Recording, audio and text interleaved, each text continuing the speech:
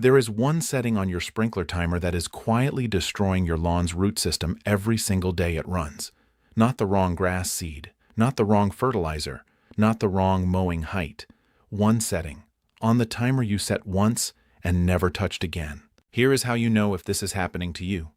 Your lawn looks fine in April. It looks fine in May. Then June arrives, the temperature climbs above 32 degrees for the first sustained stretch of the summer, and within 2 weeks your grass is wilting, thinning, and going brown in patches, even though your sprinklers are running on schedule every single morning. You increase the frequency. You add an extra watering day. The lawn looks better for about 4 days. Then it starts wilting again, so you water more. The cycle repeats all summer. Your water bill climbs. The lawn never fully recovers, and by September you are overseeding bare patches that did not exist in April. That is not a drought problem. That is not a grass variety problem. That is a root depth problem, and your sprinkler timer created it. Stay with me, because I am going to show you the exact setting change that reverses this in one growing season, and why the irrigation industry has very little interest in telling you that less watering, done differently, produces a lawn that needs almost no intervention through the worst heat of the summer. Before we get into the fix, you need to understand why this problem exists at all, because it did not happen by accident. The residential irrigation industry, sprinkler systems, timers, controllers, is a $7 billion annual market in the United States. The business model of that market is not water conservation. It is not root health. It is system usage. A sprinkler controller that runs every day uses more water than one that runs twice a week. More water means higher utility bills. Higher utility bills, in markets where water is metered, occasionally create political pressure for conservation. So the industry added smart features, rain sensors, soil moisture monitors, weather-based scheduling, that create the appearance of efficiency, while the default programming remains exactly what it has always been. Daily or near-daily short cycles that keep the top inch of soil continuously moist. That default programming is the most destructive thing you can do to a grass root system over time. Not immediately, gradually, invisibly. Over 1 or 2 or 3 seasons of daily short-cycle irrigation, while the lawn looks completely healthy in spring, the root system is being trained by the consistent presence of moisture in the top 2 inches of soil to stay shallow, to stop growing downward, to become entirely dependent on the irrigation cycle for survival. And then summer arrives. The top 2 inches of soil, the only zone your roots have learned to occupy, dries out between watering cycles in 18 to 24 hours at peak summer temperatures. The roots have nowhere to go. The grass wilts. You water more. The roots stay shallow because the moisture is always right there at the surface, being replenished before the plant has any reason to extend downward in search of it. The sprinkler timer did not malfunction. It did exactly what the default program told it to do. The default program was never designed with your root system in mind. To understand what deep roots actually look like, and what it takes to build them, you have to go back to before residential irrigation systems existed at all.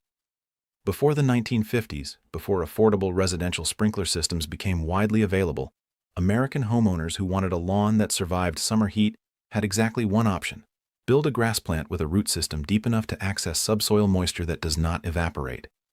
There was no other choice. You could not compensate for shallow roots with a daily sprinkler cycle because there was no daily sprinkler cycle. The grass either rooted deep enough to find water on its own, or it went dormant. The groundskeeping literature from the 1930s and 1940s, the pre-irrigation era for most residential properties, describes root depth as the primary metric of lawn health. Not color, not density, root depth. A 1938 Agricultural Extension Bulletin from Kansas State University, written for homeowners managing lawns through the Dust Bowl conditions of the Great Plains, states plainly, a grass plant rooted to 6 inches will survive what a grass plant rooted to 2 inches cannot. Build the roots. The rest follows. The protocol those pre-irrigation groundskeepers used to build root depth was simple, and it worked entirely by withholding water. You watered deeply and thoroughly, enough to wet the soil to 6 or 8 inches, and then you waited. You waited until the grass showed the first early signs of moisture stress. A slight blue-gray cast to the color, footprints that remained visible rather than springing back. Then, and only then, you watered again. That stress period, The interval between deep watering and the first signs of wilt was understood to be not a failure of lawn care, but the mechanism of root development. A grass plant experiencing mild moisture stress in its upper root zone extends its root system downward in search of water. Every cycle of deep watering followed by controlled drying pulled the root system incrementally deeper into the soil profile. Then residential irrigation systems arrived. The daily timer replaced the observational protocol, and 3 generations of American homeowners grew up with lawns that look fine in spring and fall apart in summer without ever understanding why. Here is the exact biology of what your sprinkler timer is doing to your root system. Because once you understand this at the cellular level, you will never set a daily irrigation cycle again. Grass roots grow in response to 2 primary signals: gravity and moisture gradient. Gravity pulls root extension downward. Moisture gradient pulls it toward water. In a soil profile where water is consistently present in the top 2 inches, maintained there by daily short-cycle irrigation, the moisture gradient signal points upward toward the surface. It directly opposes the gravity signal. The root system receives conflicting instructions and resolves them by staying where the moisture is, in the top 2 inches of soil. Research from the University of California's turfgrass program, published in the journal Hort Science, documented average root depths in cool season lawns under daily short-cycle irrigation of between 1.8 and 2.4 inches. In the same grass varieties managed under deep, infrequent irrigation, average root depths measured between 5.5 and 7.2 inches over a single growing season. 5.5 to 7.2 inches versus 1.8 to 2.4 inches. Same grass, same soil, same climate, different timer setting. Now here is what that difference means in practice during a heat wave. At a depth of 2 inches, soil temperature in summer peaks at 38 to 42 degrees Celsius at midday. At that temperature, root cell metabolism begins to shut down. The root system stops taking up water even when water is present. The grass wilts not because the soil is dry, but because the roots have thermally shut down in the heat zone. At a depth of 6 inches, soil temperature rarely exceeds 24 to 26 degrees Celsius, even during the most severe summer heat waves. Root metabolism continues. Water uptake continues. The grass plant experiences the surface heat as a weather event, rather than a survival crisis. The difference between a lawn that survives August and one that falls apart in August is almost entirely a function of where the roots are. And where the roots are is almost entirely a function of how the sprinkler timer was set in April and May, months before the heat arrived. There is a second mechanism that makes daily short-cycle irrigation destructive over the long term, beyond root depth. Soil biology. The microbial communities responsible for converting organic matter into plant-available nutrients require oxygen. They are aerobic organisms. They live in the pore spaces between soil particles, the same pore spaces that hold air, water, and root channels. When those pore spaces are continuously saturated, kept wet from the surface down by daily irrigation that never allows the upper soil profile to fully dry and aerate, oxygen levels in the root zone drop. The microbial community shifts from aerobic decomposers to anaerobic organisms. Anaerobic soil biology does not produce plant-available nutrients efficiently. It produces acids and gases that are actively hostile to root development. A lawn irrigated daily on short cycles is not just growing shallow roots. It is doing so in progressively more biologically dead soil. Every season of daily irrigation makes the underlying problem worse, and it looks fine until June. Then it falls apart, and you buy more product to compensate for a problem that the product cannot fix because the timer is still running on the same setting. There is one more thing.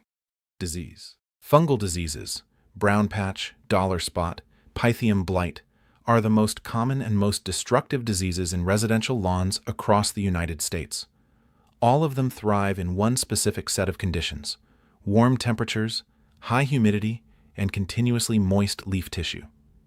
Daily irrigation, especially the morning cycles that leave grass blades wet through the warmest part of the day, creates exactly those conditions on a scheduled basis. You are running a fungal disease incubator on a timer. The most effective cultural practice for reducing fungal disease pressure in residential lawns Documented consistently across turfgrass pathology research at Penn State, Rutgers, and North Carolina State University, is eliminating daily irrigation and transitioning to deep, infrequent watering cycles that allow the soil surface and leaf tissue to dry completely between events.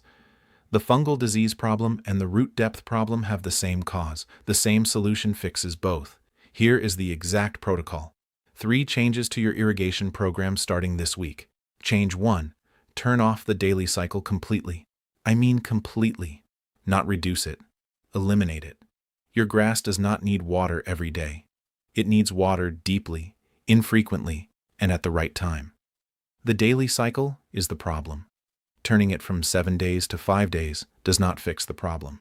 It slows the damage. The goal is deep, infrequent cycles, and that requires eliminating the shallow daily habit entirely. Change 2. Set 2 deep watering events per week, not 3. Not 4. 2. Set them 72 hours apart, Monday and Thursday or Tuesday and Friday.